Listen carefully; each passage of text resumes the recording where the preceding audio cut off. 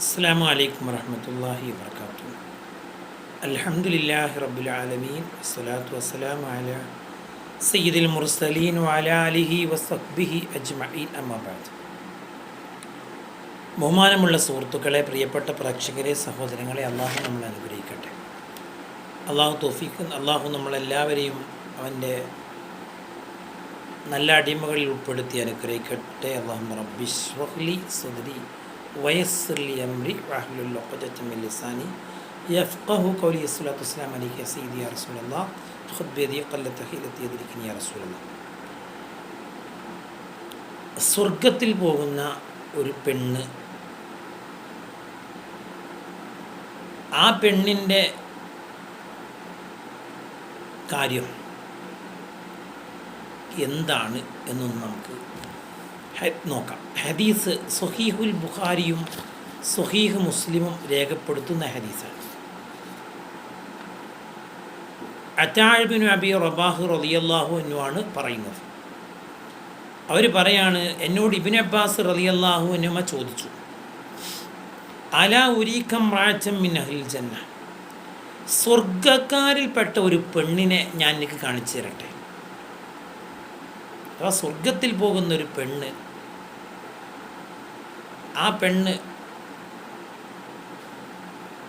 എന്താണ് ആ പെണ്ണ് സ്വർഗത്തിൽ പോകാൻ കാരണം?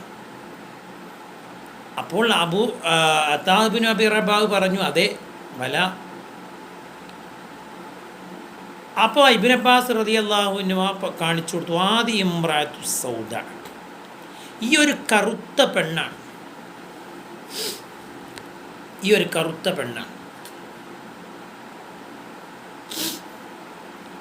ആ പെണ്ണിൻ്റെ പേര് ദലീൽ ഫാലിഹീൻ എന്ന് പറയുന്ന റിയാദുസ് സ്വാലിഹീൻ്റെ വിശദീകരണത്തിൽ പറയുന്നത്, ആ പെണ്ണിൻ്റെ പേര് സഈറ എന്നാണ് എന്ന് കാണുന്നുണ്ട്.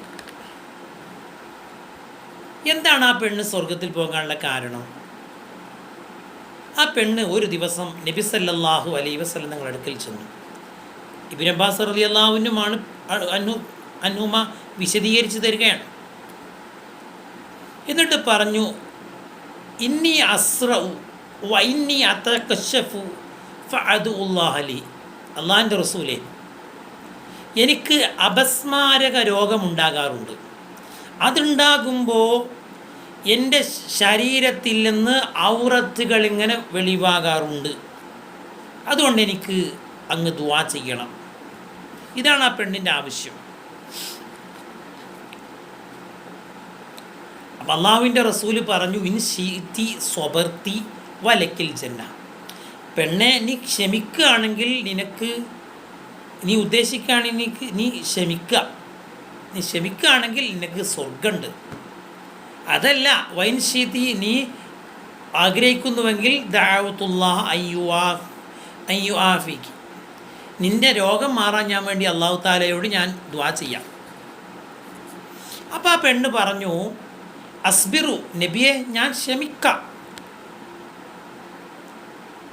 ഇന്നി അതകശഫു ഫഅദുല്ലാഹ ലി അല്ലാ അതകശഫ. ഈ രോഗമുണ്ടാകുമ്പോൾ എൻ്റെ ശരീരൻ്റെ ഔറത്ത് വെളിവാകുന്നത് ഒഴിവാകാൻ അങ്ങ് ദുആ ചെയ്യണം. ഫദഅല, നബി സല്ലല്ലാഹു അലൈഹി വസല്ലം ഞങ്ങൾ ആ പെണ്ണിന് വേണ്ടി ദുആ ചെയ്തു. എന്താണ് ഈ ഹദീസിൽ നിന്ന് നമുക്ക് കിട്ടുന്ന ഒരു പാഠം? എന്താണ്? ആ പെണ്ണിൻ്റെ പ്രധാന വിഷയം രോഗം മാറലല്ല എന്നാണ് ഹദീസിൻ്റെ ആ ഒരു നമുക്ക് മനസ്സിലാക്കാൻ പറ്റുന്ന രൂപത്തിൽ നിന്ന് നമ്മളെ ചെറിയൊരു വിവരം അനുസരിച്ചുകൊണ്ട് മനസ്സിലാക്കണം. ആ പെണ്ണിൻ്റെ പ്രധാനപ്പെട്ട പ്രശ്നം, രോഗം ഉണ്ടാകുമ്പോൾ ഔറത്ത് വെളിവാകുമല്ലോ, അതൊഴിവാകാൻ ദുആ ചെയ്യണമെന്നാണ് പറഞ്ഞത്. രോഗം മാറാൻ ദുആ ചെയ്യാം, രോഗം മാറാൻ വേണ്ടി ദുആ ചെയ്യാൻ ആവശ്യപ്പെട്ടിട്ടില്ല. തെറ്റാണ് എന്നല്ല പറഞ്ഞത്, ആവശ്യപ്പെടാൻ പറ്റൂല എന്നൊന്നുമല്ല, ആവശ്യപ്പെടാം. പക്ഷേ ഈ പെണ്ണ് ആവശ്യപ്പെട്ടിട്ടില്ല. ഹദീസിൽ നിന്ന് നമുക്ക് മനസ്സിലാകുന്ന കാര്യമാണ്. രോഗം മാറാൻ വേണ്ടി അള്ളാഹിനോട് ദുആ ചെയ്യാം.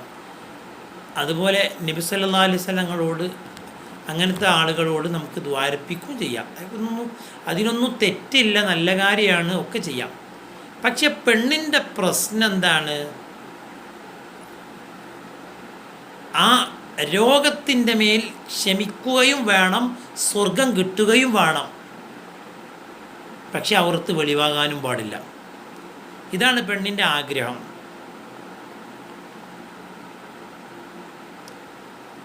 അതുകൊണ്ടാണ് ആ പെണ്ണ് സ്വർഗത്തിൽ പോകാൻ കാരണം. അത്രയും സൂക്ഷ്മത ആ പെണ്ണ് കാണിച്ചത് കൊണ്ടാണ് ആ പെണ്ണ് സ്വർഗാവകാശിയാണ് എന്ന് പുണ്യ റസൂലുള്ളാഹി സ്വല്ലല്ലാഹി അലൈഹി വസല്ലം പഠിപ്പിക്കാൻ കാരണം. ഇത് കേൾക്കുന്ന എൻ്റെ പ്രിയപ്പെട്ടവരെ, ഇതേതെങ്കിലും സഹോദരിമാർ, ഇതൊക്കെ ഇസ്ലാം ദീൻ അംഗീകരിക്കുന്ന ആളുകളോട് പറയുന്നതാട്ടോ, അല്ലാത്തവർക്കിത് ബാധകമല്ല. ഇസ്ലാം ദീൻ അംഗീകരിക്കുന്ന സ്വർഗവും നരകവും ഒക്കെ ഉണ്ട് എന്ന് അംഗീകരിക്കുന്ന വിശ്വസിക്കുന്ന ആളുകളോടാണ് ഈ ഒരു സന്ദേശമുള്ളത്. അവരൊന്ന് ആലോചിക്കട്ടെ. നമ്മൾ ഔറത്ത് മറ്റൊരാൾ കാണുമ്പോൾ നമ്മൾ കുറ്റക്കാരികളല്ലേ? ഈ പെണ്ണിൽ നമുക്ക് കിട്ടേണ്ട വലിയൊരു പാടതല്ലേ? അള്ളാഹുവിൻ്റെ റസൂൽ എന്താ പറഞ്ഞത്? ഇന്നത്തെ ഒരു കാലം നമ്മൾ എങ്ങനെയാണ് ഈ ഒരു ഹദീസിനെ നമ്മൾ വിശദീകരിക്കുക? ഇന്ന് ആണിൻ്റെ വേഷം പെണ്ണ് ധരിക്കുകയും പെണ്ണിൻ്റെ വേഷം ആണ് ധരിക്കുകയും ചെയ്യുന്ന ഒരു കാലഘട്ടത്തിലാണ്. അങ്ങനത്തെവരെ റസൂൽ ശപിച്ചിട്ടുണ്ട്. മാത്രമല്ല, എൻ്റെ സമുദായത്തിൽ നിന്ന് 2 വിഭാഗം ആളുകളെ അള്ളാഹുവെ എനിക്ക് നീ കാണിച്ച് തരരുത് എന്ന് പുണ്യ റസൂലുള്ള പറഞ്ഞത് ഒരു വിഭാഗം സ്ത്രീകളാണ്. ഒരു വസ്ത്രം ധരിക്കാത്തവരൊന്നും അല്ല. നിസാഉൻ കാസിയാത്തുൻ അരിയാത്തുൻ, വസ്ത്രമൊക്കെ ധരിച്ചിട്ടുണ്ട്, പക്ഷെ നഗ്നരാണ്. മുമീലാത്തുൻ മായിലാത്തുൻ, മറ്റുള്ള ചാഞ്ഞും ചെരിഞ്ഞു നടക്കുന്നു, മറ്റുള്ളവരെ തന്നിലേക്ക് ചായ്പിക്കുകയും ചെയ്യുന്നു. റൂസുന്നാക്ക അസ്നിമത്തിൽ ബുഖ്തിൽ മായില, ഒട്ടകത്തിൻ്റെ പൂഞ്ഞ പോലെ അവരുടെ തലകൾ ഇങ്ങനെ ആടും. ലാ യദ്ഖുൽനൽ ജന്നത വലാ യജിദ്ന റിഹഹ, സ്വർഗത്തിൽ അവർ കടക്കൂല എന്ന് മാത്രമല്ല, സ്വർഗത്തിൻ്റെ വാസന പോലും അവർക്ക് ആസ്വദിക്കാൻ കഴിയുകയില്ല. സ്വർഗത്തിൻ്റെ വാസനയാവട്ടെ കിഴക്ക് മുതൽ പടിഞ്ഞാറ് വരെ അടിച്ചു വീശും അതിൻ്റെ വാസന. എന്താ റസൂലുള്ളാഹി ആ പെണ്ണുങ്ങളെ, അങ്ങനത്തെ ആളുകളെ കാണരുതെന്ന് പറഞ്ഞത്? എന്തെങ്കിലും റസൂലുള്ളാഹി തങ്ങൾക്ക് എന്തെങ്കിലും വിരോധമുണ്ടോ? ഇല്ല, ഒരു വിരോധമല്ല. ആരാ റസൂലുള്ളാഹി? തന്നെ വധിക്കാൻ വന്ന, തന്നെ ഉപദ്രവിച്ചവർ, തന്നെ കല്ലെറിഞ്ഞവർ, തന്നെ പട്ടിണിക്കിട്ടവർ, തന്നെ നാട്ടിൽ നിന്ന് ഓടിച്ചവർ, അവർക്കൊക്കെയും മാപ്പ് കൊടുത്ത ഹബീബായ മുഹമ്മദ് മുസ്തഫ സല്ലല്ലാഹു അലൈഹി വസല്ലം തങ്ങൾ ഔറത്ത് പൂർണ്ണമായും മറക്കാത്ത പെണ്ണുങ്ങളെ കാണരുതെന്ന് പറഞ്ഞിട്ടുണ്ട്. അപ്പോൾ പ്രിയപ്പെട്ടവരെ, നമ്മൾ ഗൗരവം ഈ വിഷയം ഏറ്റെടുക്കുകയും നമ്മൾ ഔറത്തുകളൊക്കെ മറച്ചുകൊണ്ട് മാന്യമായ വസ്ത്രം ധരിച്ചുകൊണ്ട് ജീവിക്കാൻ നമ്മൾ ശ്രദ്ധിക്കണം. അതിലാണ് മാന്യത ഉള്ളത്. തൻ്റെ ശരീരം മറ്റൊരാളുടെ മുമ്പിൽ പ്രദർശിപ്പിച്ചത് ക്കുന്നത് മാന്യതയല്ല, അത് ഒരു അന്തസ്സല്ല, അതൊരു അഭിമാനവുമല്ല. ഇതാണ് നമ്മൾ തിരിച്ചറിയേണ്ടത്. അള്ളാഹു അനുഗ്രഹിക്കട്ടെ. സല്ലല്ലാഹു അലാ മുഹമ്മദ്. അല്ലാഹുമ്മ സ്വല്ലി അലാ മുഹമ്മദ് യാ റബ്ബി സ്വല്ലി അലൈഹി വസല്ലിം. അസ്സലാമു അലൈക്കും വറഹ്മത്തുള്ളാഹി വബറകാതുഹു.